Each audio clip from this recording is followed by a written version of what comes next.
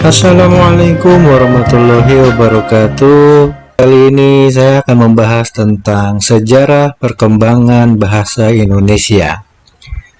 Sebagaimana banyak kita ketahui bahwa jika bakal bahasa Indonesia berawal dari bahasa Melayu. Nah, bahasa Melayu itu menyebar ke pelosok Nusantara bersamaan dengan penyebaran agama Islam. Pada pembahasan ini, saya tidak akan menjelaskan penyebaran agama Islam menurut teori Gujarat kah, teori Mekah kah, atau teori Persia yang semuanya memiliki perbedaan rentang waktu. Bahasa Melayu juga makin kokoh keberadaannya karena mudah diterima oleh masyarakat Indonesia yang saat itu masih disebut Nusantara. Bahasa Melayu juga digunakan sebagai penghubung antar suku, antar pulau, antar pedagang, dan antar kerajaan.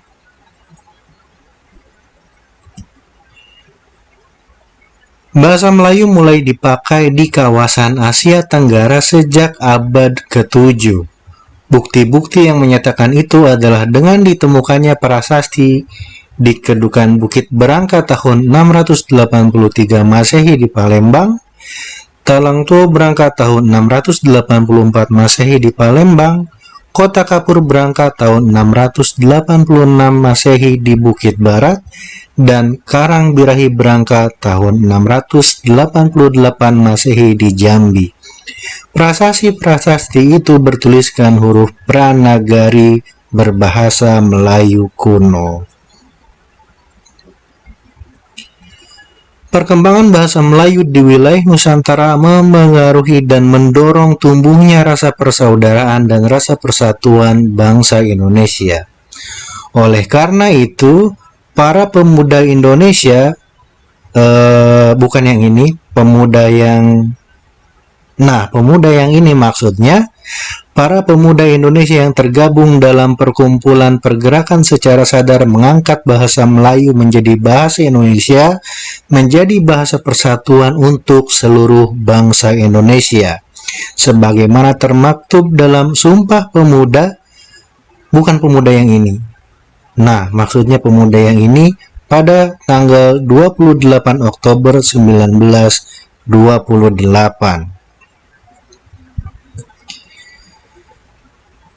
Setelah kemerdekaan Indonesia tepatnya pada tanggal 18 Agustus atau sehari setelah proklamasi dikumandangkan oleh Insinyur Soekarno, bahasa Indonesia diakui secara yuridis. Secara sosiologis, bahasa Indonesia resmi diakui pada Sumpah Pemuda. Bukan yang ini pemudanya. Nah, maksudnya yang ini. Secara sosiologis, bahasa Indonesia resmi diakui pada Sumpah Pemuda tanggal 28 Oktober 1928. Jadi, jauh sebelum Indonesia merdeka. Hal ini juga sesuai dengan butir ketiga Ikrar Sumpah Pemuda, yaitu kami putra-putri Indonesia menjunjung bahasa persatuan bahasa Indonesia. Bunyinya ingat ya, menjunjung bahasa persatuan, bukan berbahasa satu, karena di Indonesia bahasa ada banyak sekali. Nah, ada 4 faktor yang menyebabkan bahasa Melayu diangkat menjadi bahasa Indonesia, yaitu pertama, bahasa Melayu sudah merupakan lingua franca di Indonesia. Lingua franca itu adalah bahasa perhubungan dan bahasa perdagangan. Jadi, orang-orang zaman dulu berkomunikasi antar suku, suku Jawa, suku Sunda, suku Medan, suku Batak, suku orang-orang Borneo, tidak mungkin menggunakan bahasa daerah masing-masing untuk berkomunikasi dengan orang dari suku lain.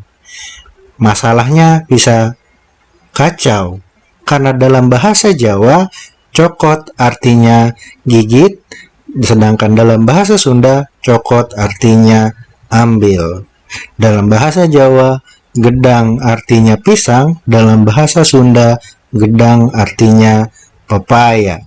Bayangkan kalau tidak ada lingua franca, maka komunikasi antar suku di Indonesia pada saat itu akan kacau balau. Faktor yang kedua adalah sistem bahasa Melayu sederhana, mudah dipelajari karena dalam bahasa Melayu tidak dikenal tingkatan bahasa seperti di dalam bahasa Jawa. Dan di dalam bahasa Melayu juga tidak ada bahasa kasar dan bahasa halus seperti di bahasa Sunda. Bahasa Melayu mudah dipelajari dan banyak dikuasai oleh orang-orang dari suku yang bermacam-macam pada saat itu. Suku Jawa, suku Sunda, dan suku-suku lain yang ada di Indonesia dengan sukarela menerima bahasa Melayu menjadi bahasa Indonesia sebagai bahasa nasional. Faktor keempat adalah bahasa Melayu mempunyai kesanggupan untuk dipakai sebagai bahasa kebudayaan. Nah, karena pada saat itu banyak karya-karya sastra di Indonesia yang masih disebut dengan Hindia Belanda membuat karya sastra menggunakan bahasa Melayu. Misalnya, pada masa Balai Pustaka, karya sastra seperti Siti Nurbaya itu menggunakan bahasa Melayu. Maju ke Pujangga Baru, karya-karya sastra seperti Tenggelamnya Kapal Van der Wijk, karya Haji Abdul Malik Karim Amrullah atau yang kita kenal dengan sebutan Buya Hamka juga menggunakan bahasa Melayu. Di zaman yang sama, sastrawan Armin Pane dengan novelnya Belenggu juga menggunakan bahasa Melayu. Nah, di sini ada peristiwa penting dalam perkembangan bahasa Indonesia. Peristiwa-peristiwa itu antara lain yang pertama, pada tahun 1901 disusun ejaan resmi bahasa Melayu oleh C.H.A. van Ophuijsen dan dimuat dalam kitab Logat Melayu. Nah, yang kedua, pada tahun 1908 pemerintah Hindia Belanda mendirikan Komisi voor de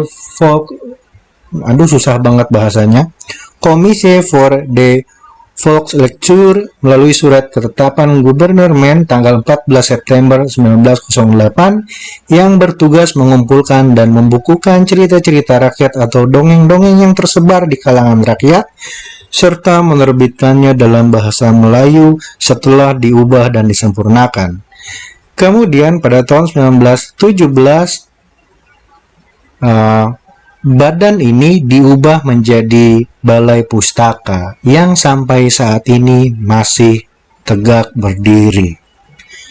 Lalu pada tanggal 16 Juni 1927 Yahya Datuk Kadjo menggunakan bahasa Indonesia dalam pidatonya.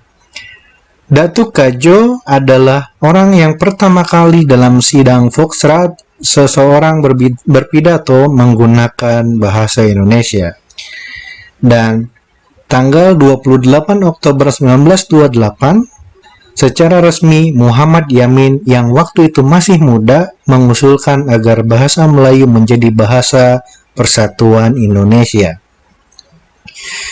Tahun 1933 terbit majalah Pujangga Baru yang diasuh oleh Sultan Takdir Ali Syahbana, Amir Hamzah, dan Armin Pane. Pengasuh majalah ini adalah sastrawan yang banyak memberi sumbangan terhadap perkembangan bahasa dan sastra Indonesia. Pada masa Pujangga Baru ini, bahasa yang digunakan untuk menulis karya sastra adalah bahasa Indonesia yang dipergunakan oleh masyarakat dan tidak lagi dengan batasan-batasan yang pernah dilakukan oleh Balai Pustaka di masa sebelumnya. Lalu pada tahun 1938, dalam rangka memperingati 10 tahun Sumpah Pemuda, diselenggarakan Kongres Bahasa Indonesia yang pertama di Solo, Jawa Tengah. Kongres ini dihadiri oleh bahasawan dan budayawan terkemuka pada saat itu seperti Profesor Dr. Hussein Jayadiningrat, Profesor Dr. Purbacaraka, dan Ki Hajar Dewantara. Dalam kongres tersebut dihasilkan beberapa keputusan yang sangat besar artinya bagi pertumbuhan dan perkembangan bahasa Indonesia. Keputusan tersebut antara lain mengganti ejaan Van Ophuijsen Mana ejaan Van Ophuijsen contohnya? Nah, ini contoh ejaan Van Ophuijsen. Lalu mendirikan Institut Bahasa Indonesia dan menjadikan bahasa Indonesia sebagai bahasa pengantar dalam Badan Perwakilan. Tahun 1942 sampai 1945 atau masa pendudukan Jepang, Jepang melarang pemakaian bahasa Belanda yang dianggapnya sebagai bahasa musuh. Banyak musuhnya ini Jepang.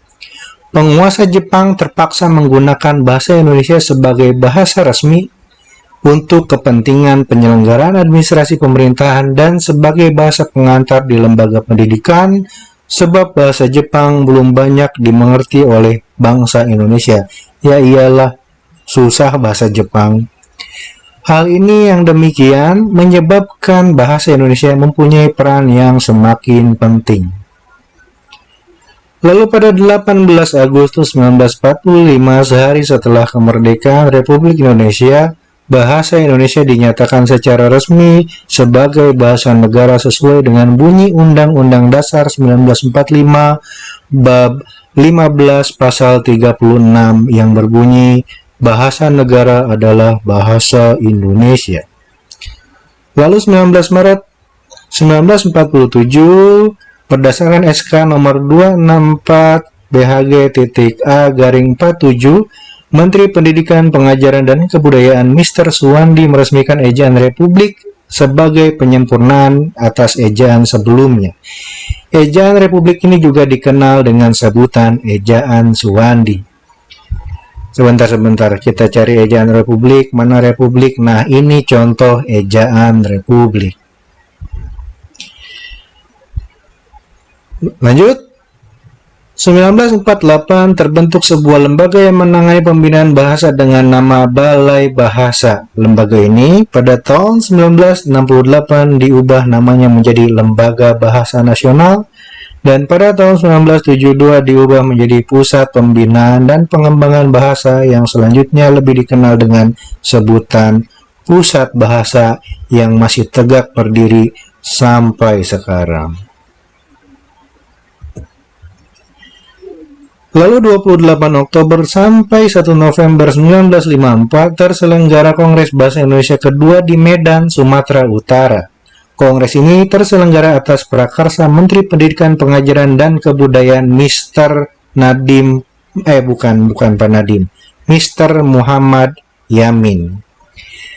Berdasarkan keputusan Presiden nomor 57 tahun 1972 diresmikan ejaan baru yang berlaku mulai 17 Agustus 1972 yang dinamakan ejaan yang disempurnakan atau sering kita kenal dengan sebutan EYD dan TAP MPR nomor 2/1972. Lalu tanggal 10 sampai dengan 14, 25 sampai 28 Februari 1975 di Jakarta diselenggarakan Seminar Politik Bahasa Indonesia. Tahun 1978 bulan November di Jakarta diselenggarakan Kongres Bahasa Indonesia ketiga. Tanggal 21 sampai dengan 26 November 1983 berlangsung Kongres Bahasa Indonesia keempat di Jakarta. Tanggal 27 Oktober sampai dengan 3 November 1988 berlangsung Kongres Bahasa Indonesia kelima di Jakarta. Tanggal 28 Oktober sampai 2 November 1993 berlangsung Kongres Bahasa Indonesia ke-6 di Jakarta. Tanggal 28 Oktober sampai 2 November 1978 diselenggarakan Kongres Bahasa Indonesia 3 di Jakarta. Kongres yang diadakan dalam rangka memperingati Sumpah Pemuda yang ke-50 ini selain memperlihatkan kemajuan pertumbuhan dan perkembangan bahasa Indonesia sejak tahun 1928, juga berusaha memantapkan kedudukan dan fungsi bahasa Indonesia.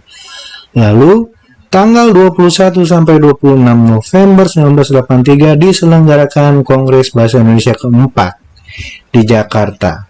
Kongres ini diselenggarakan dalam rangka memperingati Hari Sumpah Pemuda yang ke-55.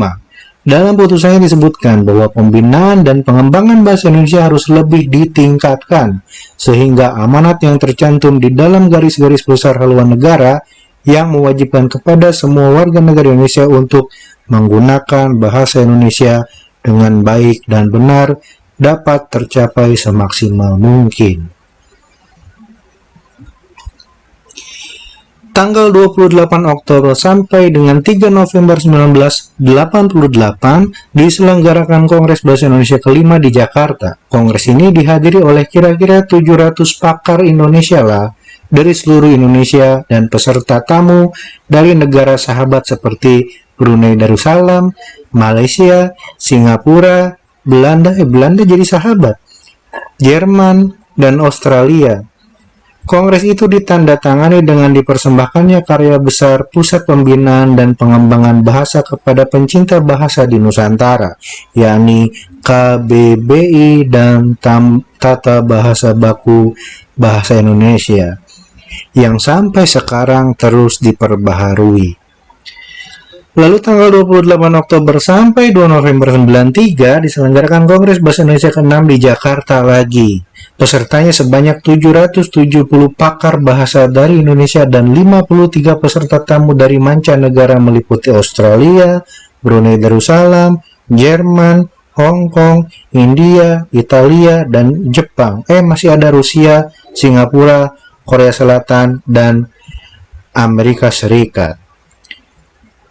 Kongres mengusulkan agar Pusat Pembinaan dan Pengembangan Bahasa ditingkatkan statusnya menjadi Lembaga Bahasa Indonesia serta mengusulkan disusunnya Undang-Undang Bahasa Indonesia. Tanggal 26 sampai 30 Oktober 1998 diselenggarakan Kongres Bahasa Indonesia ke-7 di Hotel Indonesia, Jakarta lagi. Kongres itu mengusulkan dibentuknya Badan Pertimbangan Bahasa. Lalu Kongres Bahasa Indonesia ke-8 pada tanggal 14 sampai 17 Oktober 2003 di Jakarta kembali. Terima kasih. Silakan diulang kalau kurang jelas. Assalamualaikum warahmatullahi wabarakatuh.